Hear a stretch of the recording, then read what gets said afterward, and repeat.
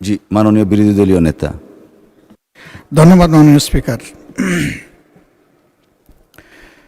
মাগরিবের আগের আলোচনায় সরকারি দলের একজন সম্মানিত সংসদ সদস্য আমাকে কোট করে একটা কথা বলেছেন।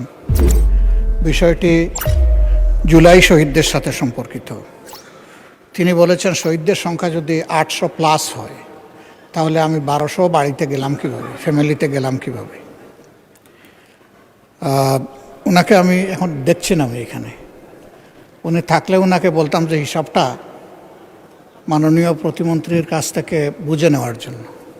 সালাউদ্দিন টুকু সাহেব তার বক্তব্যে নিজেই বলেছেন যে শুধু জাতীয়তাবাদী দল এবং তার অঙ্গ সংগঠনের লোকরাই শহীদ হয়েছে 1000-এর ঊর্ধ্বে।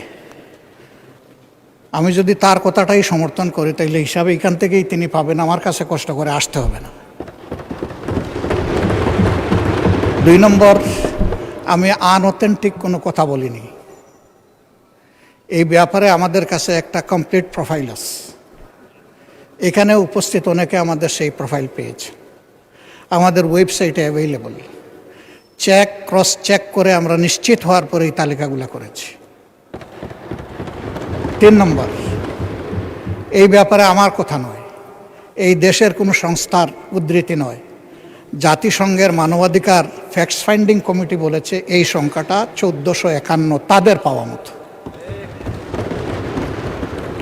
বিভিন্ন জায়গায় যখন যাই, কিছু মানুষ আসেন, তারা অসহায়ের মতো মুখের দিকে তাকায় থাকেন, এরপরে বলেন আমার বাবাটার কোনো খবর আপনাদের কাছে আছে কিনা।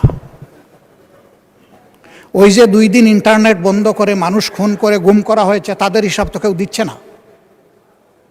এ সংখ্যা তো আরও বেশি।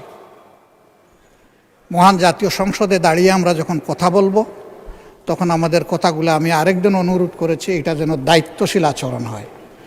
ধন্যবাদ মাননীয় স্পিকার।